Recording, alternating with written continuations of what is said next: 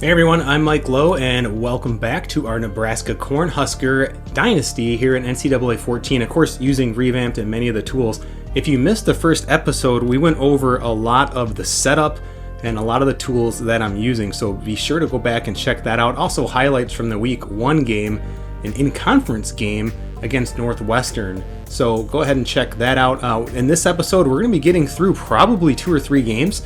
The idea would be to get through the rest of the non-conference schedule, starting with here the Division II Midwest team that we'll be playing.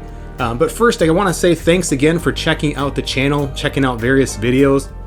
Gotten a lot of comments and questions. It's super fun, so I appreciate you all checking that out, and certainly appreciate those who are subscribing, and double appreciating those who are signing up for memberships with the channels, which is an option that's kind of beyond just this the subscription. So thank you. We're going to be diving in here and looking at probably more game highlights as we go. But as I mentioned, I mean, this should be a game Nebraska wins handedly. They're at home. We don't even get to see the roster of this team, but I mean, they're bad, right? Even though Nebraska's not very good, that should be a game we win. I do want to show you recruiting, but a couple things first. I mentioned in the first episode that I will be following the injuries of a team that has a similar, ideally they have the same schedule as me, but there actually isn't a team in the entire country that has the exact same bye weeks. So Vanderbilt I found is pretty close, and look at this. They had an injury in week 1 to their starting left tackle. I noticed their starting left tackle because I looked at their depth chart, and so what I do now to match that is I've now gone into our depth chart and I have set our starting left tackle to kind of mirror that. Even though I've lowered the injury ratings of the linemen, it just doesn't happen. Now, luckily for us, this isn't like a huge loss. Our backups are kind of in line with our starters. So that is an injury that we're dealing with nonetheless. I don't recall if we have had any other injuries other than that. Yeah, we don't. So we're healthy other than that. Recruiting, just a really quick note before we jump into this week 2 matchup. You know, it's really early in recruiting. That's what I can say. If you've missed my recruiting kind of house rules, check on simsportsgaming.com or just type into Google NCAA house rules. It's the first article that pops up. And I do have a new article I'm working on too that hopefully some of you will be watching this video. It might already be published, just kind of consolidating some of that. So, but there's probably just 2 players I wanted to show you right now. Again, it's really early. One is Patrick Hunt, the quarterback out of Two Rivers, Wisconsin. If we look, he's a 4-star, 6'3", 208. And if we go to top schools, we're outside of that top 3, but for some reason, Michigan's just not pursuing him. So what I'm really hoping is, especially with our 760-point jump, that we can eventually get up into that top 3. The only problem is the 2 teams ahead of us, Wisconsin, which by the way is in state for him, and Ohio State, are also gaining big points, and they're outgaining us. So it might be a situation where the best we can do is get to 3, but we'll see. It's an option, and we're kind of throwing up a bit of a Hail Mary here, pun intended, with Patrick Hunt, but we'll see how that goes. And the other player that I wanted to show you is, again, a bit of a long stretch here. He's a 5-star recruit, Dylan Okacha, I guess. To show you his quick overview, he is 6'4", 238, middle linebacker out of Bloomfield, Michigan, so pretty close to where I used to grow up, or where I did grow up, I should say. And he's a middle linebacker, number 4 linebacker in the country, 5-star, as I mentioned, and he has us 3rd. Now, again, kind of a similar situation here. Michigan's not going after him. There are some teams behind him, though, that are, and so Penn State and Nebraska could certainly get into the mix here. Ohio State's got a pretty big lead, and they're outgaining everyone, so they certainly have the inside track, whereas Nebraska and Penn State are maybe trying to pass on the wide side here, but we will try our best. And those are kind of the recruits that we're keeping an eye on right now. But other than that, I think we're ready to jump in and take a look at some of the highlights from week 2. We're in the capital city, Lincoln, Nebraska. Saw something upstairs. It led to a touchdown. You can thank the play call there. Very impressive.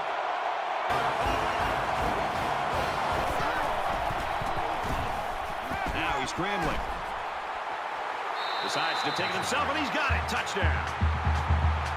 We've played a half.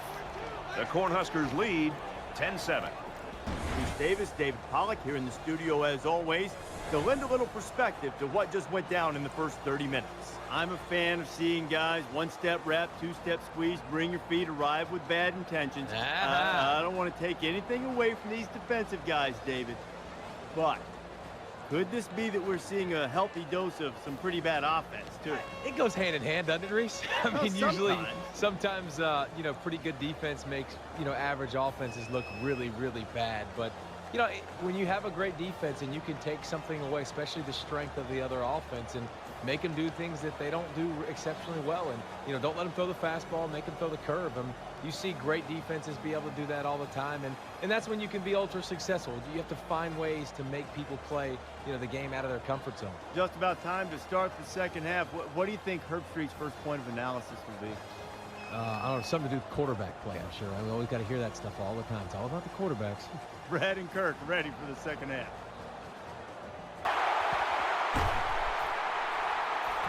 Quick throw, picked off.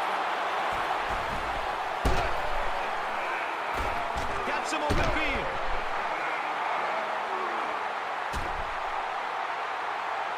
Touchdown!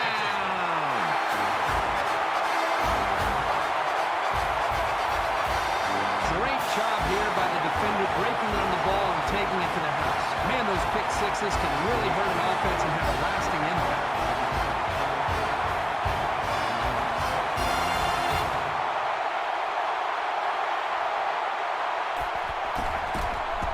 And they're in. Touchdown. Here's the danger of letting an underdog hang with you through three quarters. Well, you can almost sense from up here, you can see this team that's supposed to get blown out gaining more and more confidence. Hang on tight, folks. We head to the fourth quarter in what could be a shocker. 17-14, Nebraska. He's at the 20, inside the 10, and he's brought down at the 5.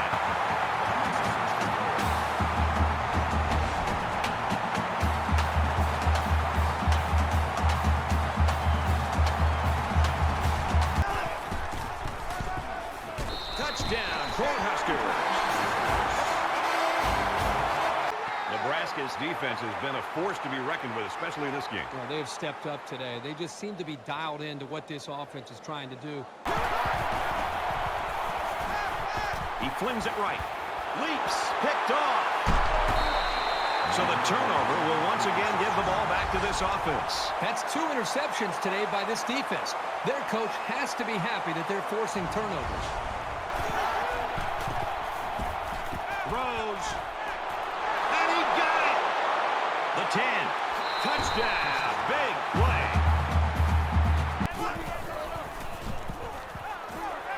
Quick pass. He's tackled at the 48-yard line. The Cornhuskers take this one. 24-21.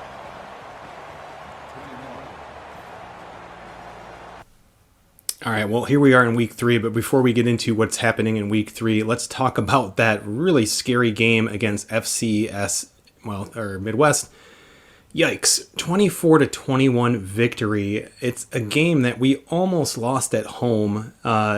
Luckily we were pretty consistent, but boy, our defense had a really hard time.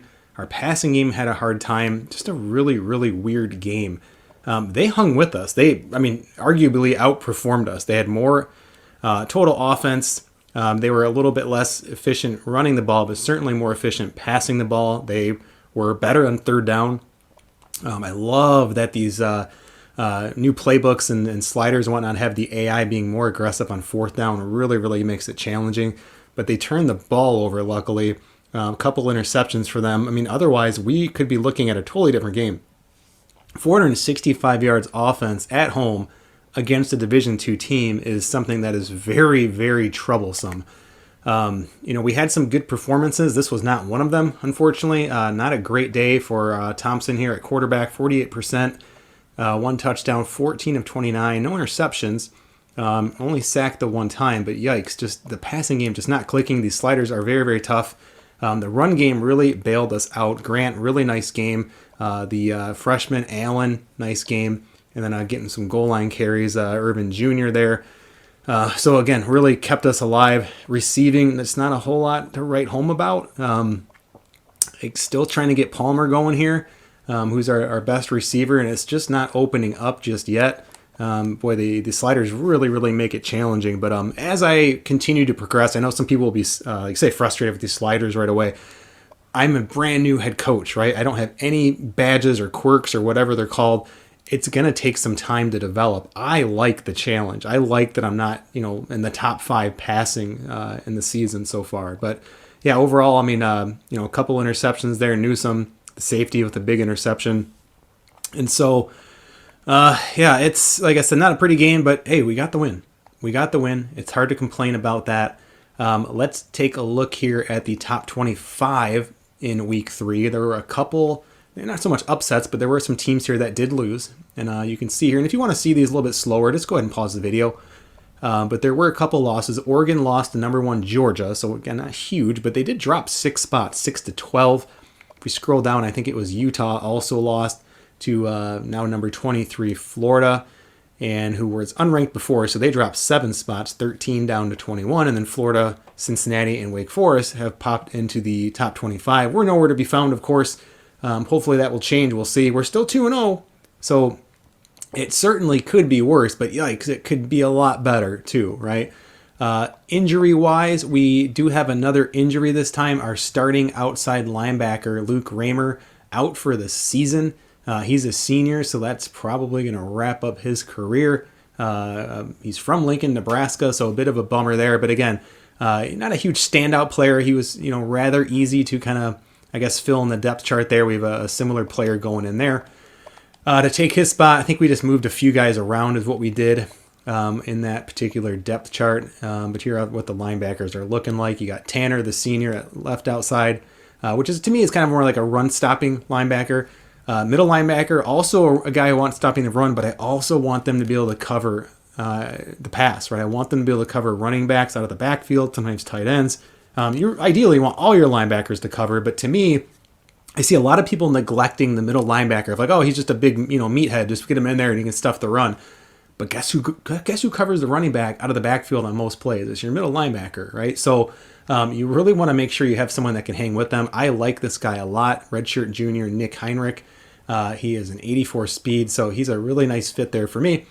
And then stepping in, and I think we just kind of flip the sides here, but is it Magna Clements comes in and plays on the right side now, where he's, more comfortable playing according to the default roster there. So that's a change. What else? Recruiting-wise this week, we can take a look, especially at those top 2. I mean, it's early, so not a lot's changing. I love that the Fangs recruiting tool has these players visiting already. Look how many visits I already have scheduled. It's week 3. We have 16 visits scheduled. Super cool. It makes a huge difference. But let's check in on those 2 players we looked at last time. And that's Patrick Hunt, the Wisconsin quarterback. We're gaining ground. Again, Michigan has dropped out. We are on pace to get them, and Wisconsin has not offered a scholarship yet. So it could come down to us and Ohio State kind of fighting out. Maybe Oklahoma slides up. We'll see. But it's going to be really challenging if Wisconsin or even Michigan offers him a scholarship. We will have to see. I'm looking at kind of players that I have like maxed out points on. Those are guys that are kind of like, oof, we're really pushing it. Let's go back to Okacha, the middle linebacker. We're losing ground. I mean, this guy looks like he's going to sign with Ohio State. My only hope is that, when it locks, it'll just be the 3 of us, and that maybe he doesn't sign and we can continue to battle. I mean, we are going to pass Michigan probably next week, it looks like. So I don't know. We'll have to see, but he's looking more and more like he might be a Buckeye at this point. We're pretty far behind and we are dropping. Joe Johnson's another guy. So he's an outside linebacker. I won't scout beyond 25%. That's one of my house rules. I recommend either staying at 0 or max going to 25, which is what Fang recommends in his house rules too. But this is a 4-star from La Vista, Nebraska, 6'3", 228, and has us, again, in the mix, but it's going to be tight. We are dropping fast, even with 500 points. We are not able to really hang with Texas or Michigan here, but I don't know. We'll see. We'll do our best. So those are probably the big stories for recruiting. And this game here, so our next non-conference game, it's Georgia Southern. They're 1-0. We're 2-0. It hasn't been pretty. And again, another game we should win, but will we, right? You can see our offense struggling. Total offense, 102nd in the country. Our pass offense, 103rd. Our defense, not much better. I love these sliders, right? Look how tricky, look how challenging this is. 82nd. I've played bad teams. I mean, Northwestern's okay, right? Compared to us. But a Division II team, and here we are sitting at the 82nd worst defense, 70th rush defense. When's the last time you played this game and didn't have like a top 5 rush defense, right? Pretty cool. Our turnover differential is probably what's keeping us alive, is that we've been able to force some turnovers. But gosh, yeah, it has not been pretty. So yeah, Georgia Southern is next up here. We're going to see if we can get to 3-0. I mean, I think we should, but gosh, I thought that last time too, and it was really, really tight. So let's jump in here. Let's take a look at some of the highlights from week 3. Lincoln is a sea of red. On game day, Memorial Stadium becomes one of the largest cities in the state. That's because these fans know the big red thrashing machine is ready and open for business. Nebraska going for a huge victory at home today. Touchdown, Cornhuskers. After one, this game's still pretty close. 7-0, Cornhusker. Under heavy pressure, and they got him.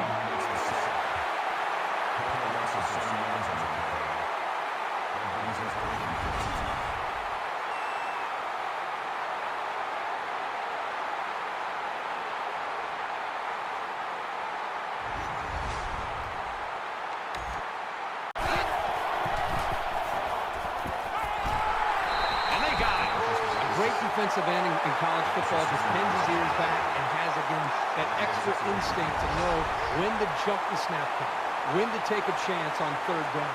And it seems like they almost save their extra pass rush and extra incentive as far as their energy when it really matters on a third down, when they feel like they can beat that offensive tackle and get off the line of scrimmage. Under pressure, and he can't get away from the pressure. He just blew past the blockers and dragged the quarterback down. Boy, excellent play by the defense here. A few extra seconds, and those receivers might have been open.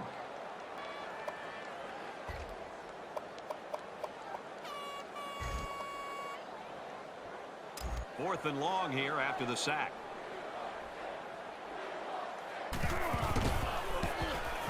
The kick is up, and he got it. So it looks like we might have a pretty good game on our hands after all.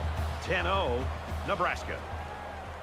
Reese Davis, David Pollock here in the studio as always to lend a little perspective to what just went down in the first 30 minutes. Maybe the most important statistic from the first half, no turnovers for either team. So far, a good job of ball security, but now you wonder if the quarterbacks can avoid putting the ball in jeopardy. They're going to want to make a big play, and that might sort of set off a feeding frenzy on the defensive side. Yeah, and it's in defenses, that's the #1 priority. I mean, you can give up a lot of yards. They can chew up yards up and down the field, but if you can force turnovers, then you're keeping them off the scoreboard, and that's your #1 goal. So defenses, they have to be a little bit upset right now, and they got to try to find ways to hit harder. How about when you're tackling? Use the strip stick. Be able to strip the ball out, get the ball out, try to get some interceptions, try to make some user picks. Do whatever you can to try to get the football back from that offense and set your offense up in good field position. That's it for us here in the studio. What are you going to do in the second half while the game's going on? Yeah, I'm going to kick back and watch all these monitors. We'll keep you up to date on everything going on around the country right now. Time for the second half with Brad and Kurt. Tries to thread the needle, and it's not going to work. Got some open field. Hey, this could potentially turn this football game around. Gets it out in a hurry. In and out of his hands. This turned out to be a pretty good ball game, and we've got 1 quarter to go. Nebraska's got a 10-point lead.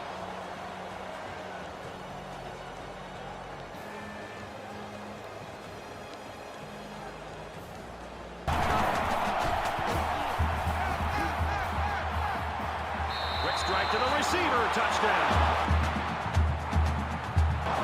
Possession and was inbounds or not.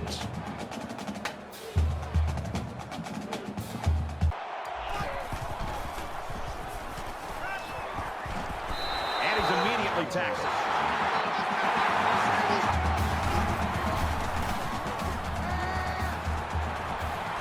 Quick pass.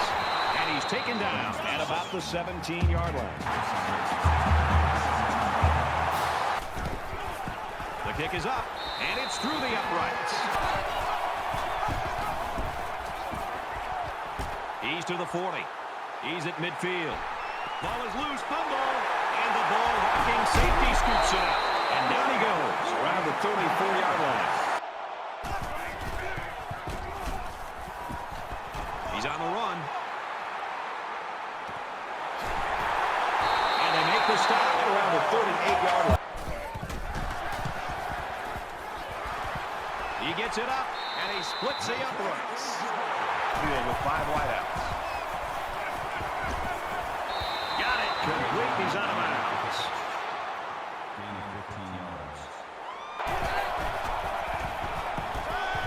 He's under some heat. Dangerous pass, and they just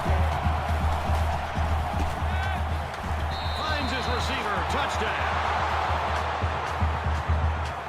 14.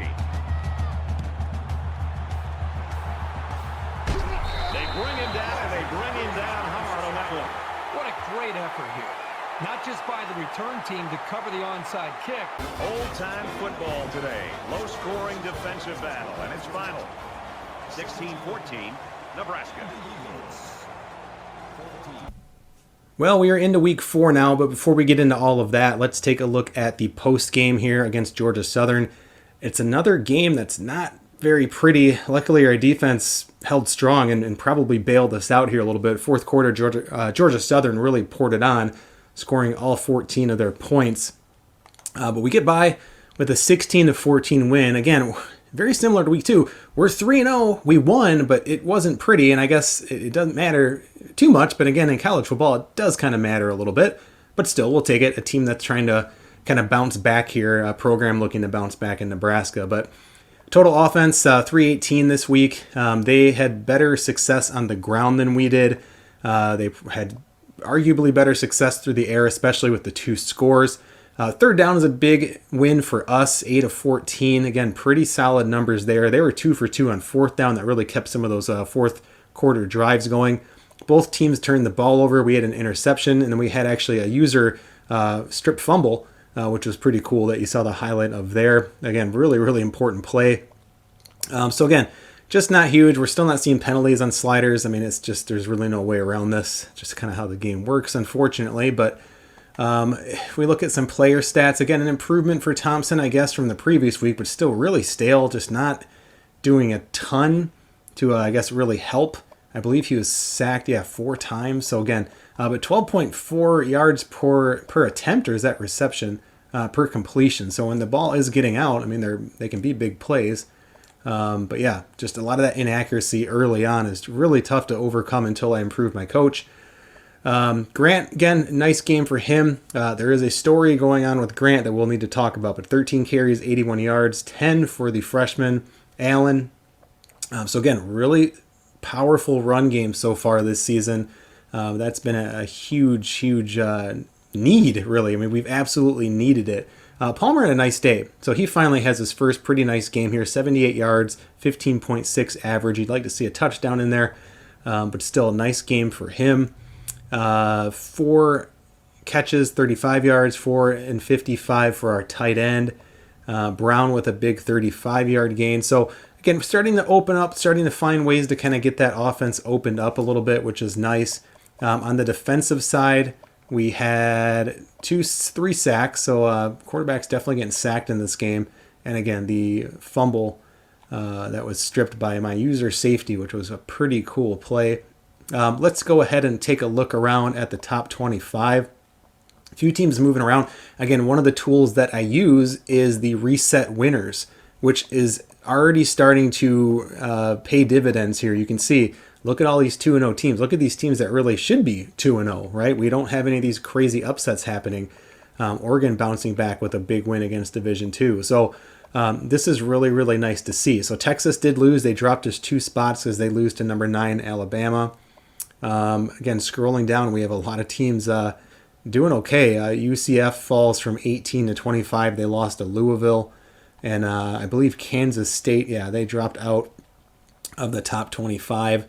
You'd assume after a loss, dropping from 19 and out of the top 25 there. So that's kind of a look around. I'm not going to go over like league stats just yet or even Heisman stuff. It's a little early, and especially when you mod your game, those get a little bit wacky in the early first season. The game, it takes a little bit of time to kind of like reset some different things.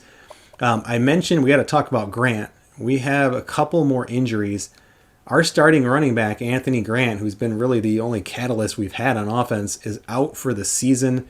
It's our second broken collarbone on the season. I love these lower injuries. It's really creating some suspense, some drama, some storylines, and certainly a challenge. And then kind of our depth receiver here, Oliver Martin. I think he's like our fourth receiver. He'll be out for a few weeks, so we can certainly work around that injury. But let's take a look and see what this does for the Cornhuskers here. At halfback, I mean, we are young. A.J. Allen now will step into the starting role. Irvin will continue his kind of goal line role. And then we have another freshman here, Emmett Johnson, who's going to step in and kind of spell Allen. I like to use 3 running backs a lot. I like fresh running backs. And so, I mean, we're very, very young at running back right now. Receivers, again, we saw Palmer have a pretty decent week 3. And you can see Martin, we just kind of slid him off the list for now, just so I remember that he's still around in 2 weeks. But again, not too bad. We can fill that in okay here. Just kind of bringing in some other bodies and whatnot. But really, we use these 3 mostly. And then our tight end, Vokalek there. So should be okay with those. Let's look at recruiting really quick. There's quite a bit new with recruiting this week. No one is signed just yet. But certainly a lot of activity going on when we look at the top schools. Again, we'll just kind of focus on some of these players that I've been really trying to push to get. Patrick Hunt, it's not looking good, even though Wisconsin hasn't offered him. I mean, all they really need to do is offer him, and they'll probably get him being a home state player.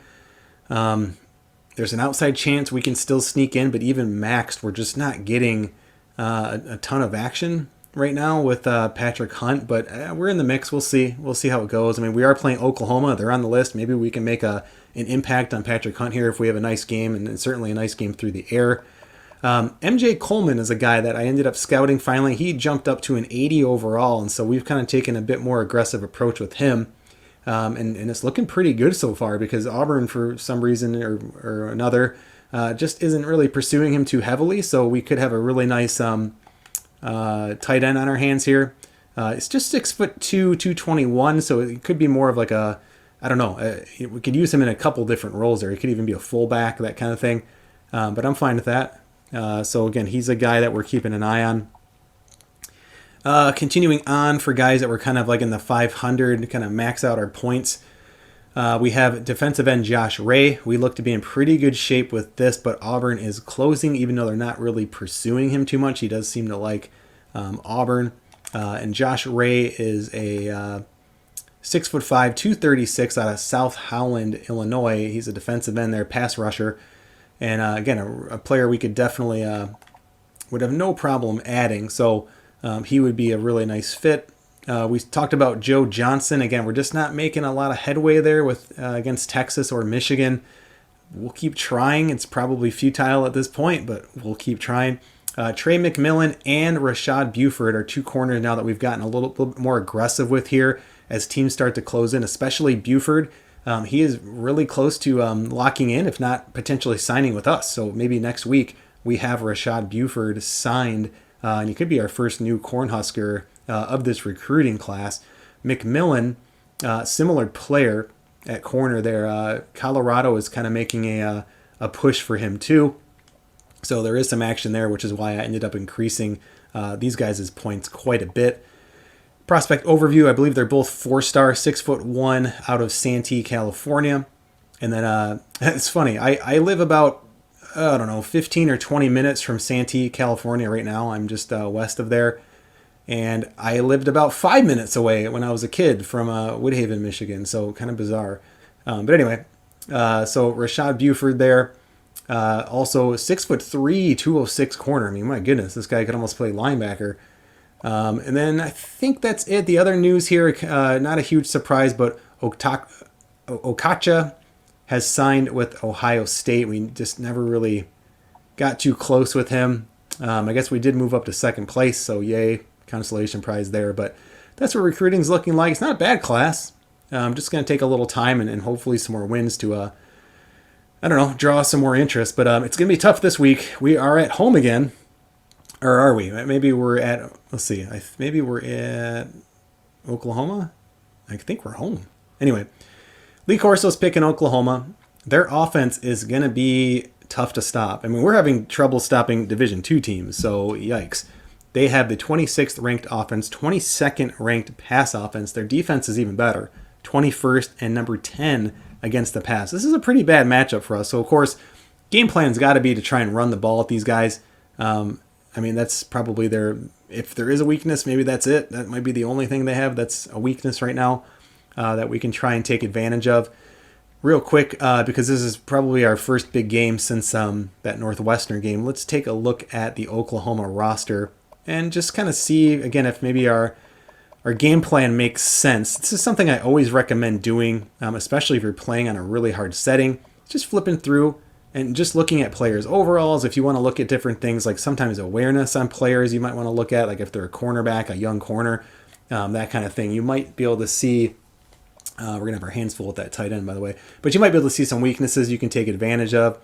Not a huge surprise. Oklahoma's got a pretty solid team. Really good tackles. My goodness, their passing game is going to be tough. Pretty good ends. I thought the defensive tackles might be a weakness, but not really. Linebackers aren't great, so maybe that's something we could try and take advantage of. Maybe that second level running. Again, their corners, they have such a good pass defense, but I'm betting they're just getting a lot of pressure on teams, or they've played some bad teams. It's hard to say. But yeah, they certainly have some players on this team for sure. So it's going to be a tough game.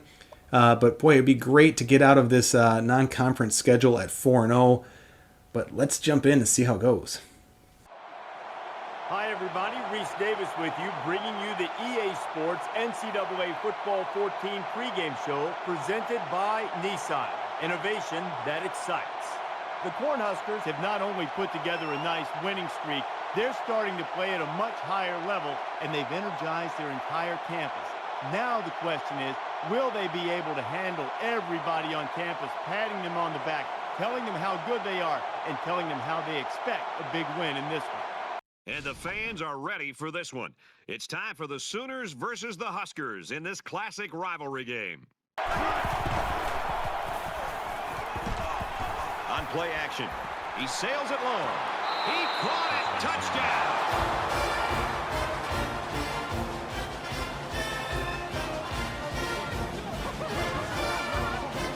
On that touchdown connection. Well, he has the speed to stretch the defense, and his hands are getting better every single game. Brad, that is a big-time play. I would not be shocked at all to see this on SportsCenter's top 10 plays. Throws it in a hurry. He's at the 40. He's at the 30. To the 20. The 10. Brought down inside the 5. Touchdown, Nebraska.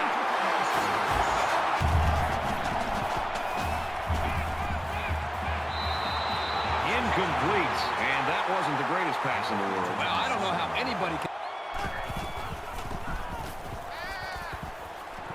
Catches it, and he's looking for more. Steps out of bounds. Strike to his receiver, no good. Pressure coming. Pass incomplete, trying to get it to his receiver.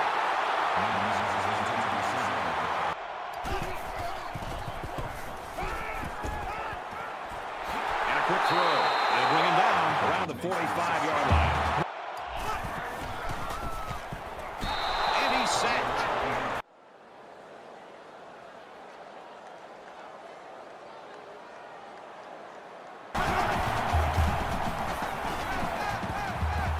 Reception, look out, nobody there. And he hits him hard at the 41-yard line.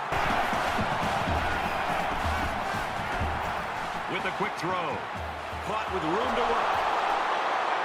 Runs through a defender, and he's in.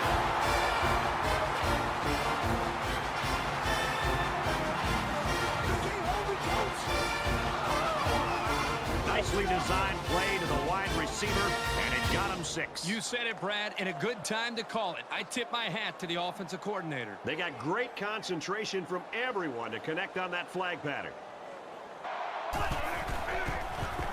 Pressure got to him, and he put it on the ground. Scoops up the loose ball, and he's tackled around the 47-yard line.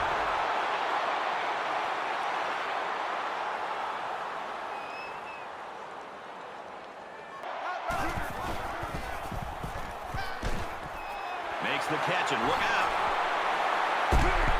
He gets hit out of bounds at the 32-yard line.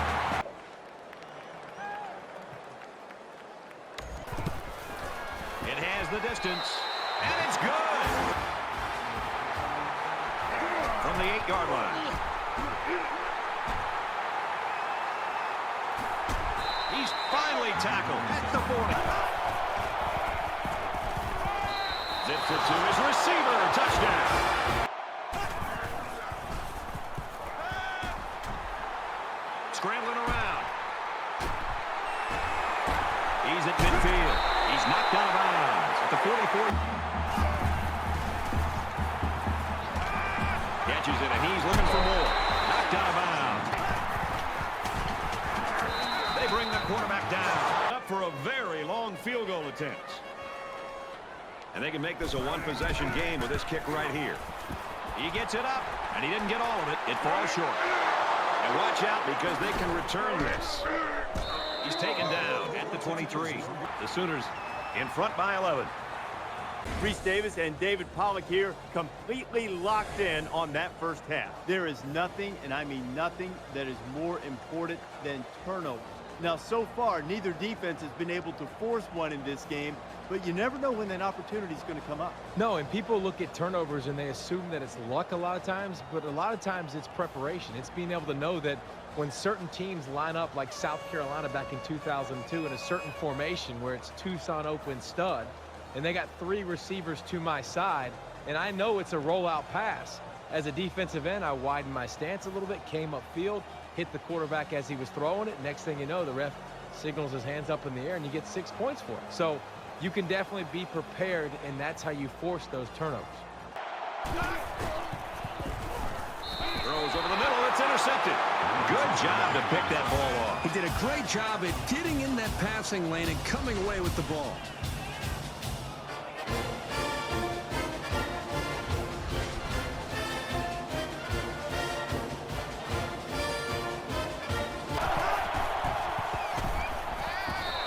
Throw. I don't think he got any back. Oh, and he had some steam on that throw. He's taken down around the 50.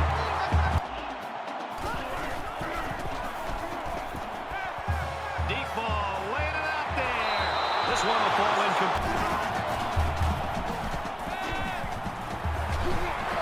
They bring him down in the backfield. Down. 26-yard line. With a quick throw. And it's incomplete. That's a great tackle at the 23-yard line.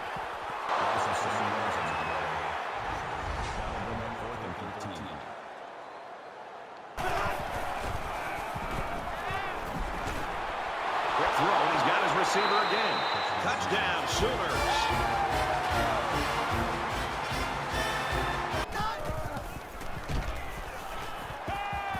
Going right, intercepted. And he hits him hard at the 34. They keep it on the ground, and a great tackle right there. I would suggest a chip block. Use a tight end to stay in to help out, maybe a running back.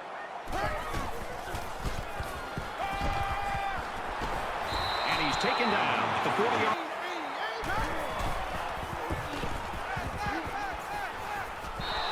Flushed, and they got it. They've really thrown the quarterback's rhythm off and rattled his confidence with such a relentless pass. Quick throw out to the receiver. And he is drilled at the 41-yard line.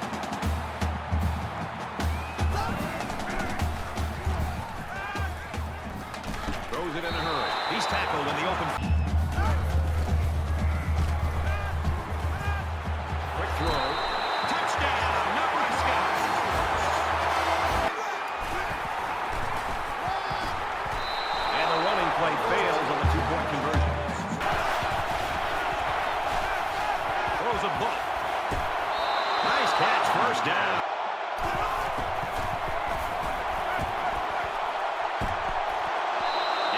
And that was... He gets it up, and he got it. For Oklahoma, they've been getting into the backfield quite a bit. This is turning into a day that the offensive line wants to forget. They also gotten them to turn it over twice. They're still allowing the passing game to click. Yeah, the secondary and linebackers aren't able to make a play at the point of catch a lot of times. The guys lining up on defense have really contributed to this two-possession lead.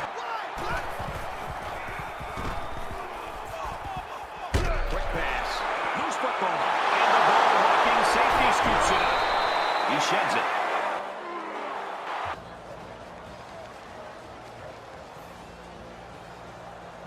So that wraps things up for us. For EA Sports and Kirk Herbstreit. I'm Brad Nessler saying thanks, and we'll see you next time.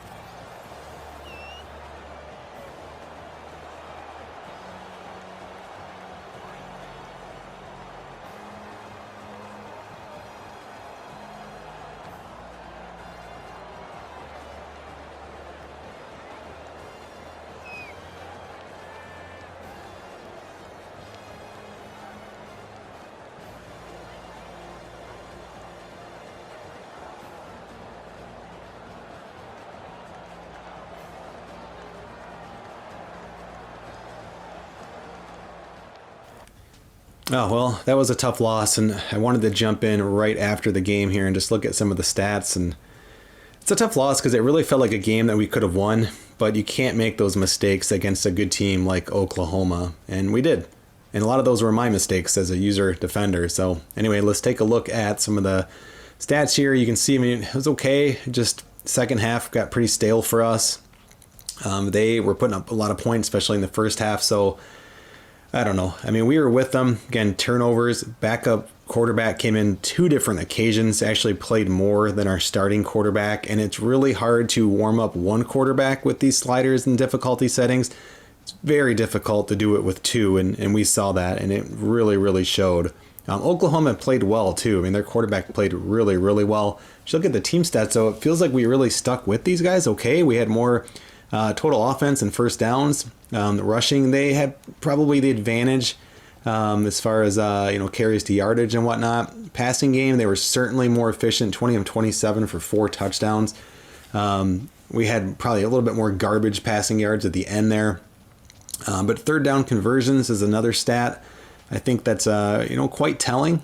We are 9 of 16 on third down conversions. They were 3 of 9. So again, that's a huge advantage. Turnovers was another big thing. We had 2 picks, and then that fumble on the last play of the game that you saw there. And you just can't have that against a really good Oklahoma team. Looking at team stats, again, we had 2 quarterbacks playing in this game. Purdy threw 25 passes, and it's just not ideal. He's a 76 overall. We had just gotten Thompson kind of going a little bit. Didn't play terrible, but Purdy came in and it struggled. Again, it's really hard to get 2 quarterbacks warmed up with the way the settings are and just how inexperienced my head coach is. I mean, we just have no perks at all, no badges at all or any of those things that can help the quarterback play better. Rushing, again, not terrible. A.J. Allen, you could probably argue you could have gotten more carries, but we just got behind pretty early after the first quarter there. And so that made it a bit of a struggle. But again, 3 freshmen basically running the ball, and of course Purdy just taking some really, really tough sacks. Our offensive line just did not play great today. Receiving Belt, 93 yards and a touchdown on 5 catches. Washington, 5 for 73. Palmer's still just really slow. He's our best receiver. He's like a 90 overall. Just having trouble getting him going for whatever reason. We've seen a lot more out of Washington, for instance, and even Vokalek there, who is our tight end, chipping in 2 catches with 30 yards for 15 yards per catch there. Blocking, probably the worst part of our team today. We gave up 6 sacks, and like probably a good 4 or 5 of those were just like no chance. The D-line just burst right through, and we had nowhere to go. I had less than probably 2 seconds to even make a decision, if that. Luckily that I only lost 1 fumble, but we had our quarterback hurt on those plays too, so pretty tough. Defense, I mean, they didn't play terrible. They held, Oklahoma to 31. I guess that's okay. We were in it, it seemed, for a while, but we weren't forcing any big plays. No sacks, no interceptions. We were just kind of there.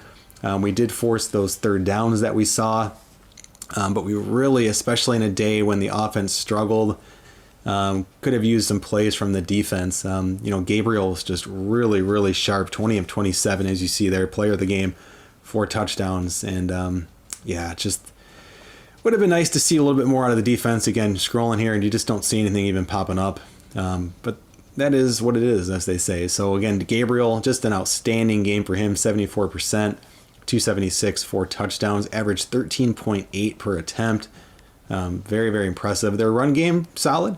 Gray, 12 carries for 58 yards. Not bad at all. I think I'd take that. Receiving, Stoops, 2 touchdowns, 90 yards. Farouk, 5 catches and a touchdown. That was really it, though, for those guys. Spread the ball around, but it was really those 2 receivers. Their O-line played fine. On defense, 6 sacks, guys. 3 of them by Redmond. And so you can make an argument, well, is that bad interior play? Is it Redmond really just kind of taking over the game? Probably a little bit of both. It's really, really tough to say. This is the first game that I allowed myself to kind of start using some different gameplay or game planning quirks. And I did have like that hold blocks longer, but it almost seemed like it didn't help. It almost seemed like it made it worse. So I don't know. It's hard to say. Of course, the 3 turnovers for them too. So yeah, tough loss. It's not super unexpected, but still bummer because I do feel, as I said before, we had a chance. The injuries hurt. But at the end of the day, guys, you got to get it done. We didn't get it done. Oklahoma played the better game, and they deserved to win. All right, well, now we're into the bye week, so we'll have a chance to get some guys healthy and really just give our team a rest here after 4 straight weeks playing. Let's take a look around at the top 25. Did have a couple teams that lost, but I'm loving what I'm seeing from this reset winners module I talked about in episode 1. You can see a lot of the top teams winning. We did have a couple upsets, though. One is a huge upset, and that's Georgia losing the number 22 South Carolina. So Georgia drops all the way to number 12. Huge upset there, but hey, they happen. The other one, I believe, was Tulane getting the win over. They lost to Kansas State, so they dropped from 15 to 23. Kansas State now in at number 21, so good for them. But again, that mod's working really, really well to kind of keep these upsets in check, which is pretty darn cool there. Let's take a really quick look at recruiting. We did have a couple players sign this week finally. So we have a 3-star and a 4-star sign. First is our 3-star tackle, 6'4", 306-pound Co Bryan, or maybe we can nickname him KO Bryan, out of Bellevue, Washington. He's the number 46 tackle in this recruiting class. He is committed, 3-star. We'll like to see that. He could even kick inside and play guard at that size. We'll see how he kind of grows up and matures. Raekwon Dunn, defensive tackle out of Northbrook, Ohio, the 8th best defensive tackle in this recruit class, 4-star, 6'3", 301. So really excited to get him. Quick update on Patrick Hunt, guys. I think it's not going to happen. If we're looking at the top schools, I mean, we're just doing everything we can. We have a visit with him, so we'll keep him on our board. But I'm kind of thinking just freeing up those 500 points because at this point it looks like he's going to be a Buckeye. I just can't see us really getting into the mix for Patrick Hunt, unfortunately. Looking ahead at Nebraska's schedule here, after the bye week, we get 3 games that are certainly winnable. Indiana, Rutgers, Purdue. Gets tougher after that, though, after another bye. Illinois, we get Michigan, Wisconsin, Iowa in that mix, even Minnesota. It's going to be a tough game. They're 3-0. You see a lot of undefeated teams there still in the schedule. So, yeah, definitely going to be tough. But, yeah, guys, it's been a lot of fun so far. That was episode 2. I want to thank you guys for checking everything out. If you got questions, let me know. Definitely give the video a like if you're enjoying it. Leave me a comment if you got questions. And I'm on Twitter at MikeLow47. And if you haven't subscribed to the channel, definitely do so, because this has been a ton of fun. I appreciate you guys checking all of this out. And I'll see you soon enough for episode 3. Thanks again for watching.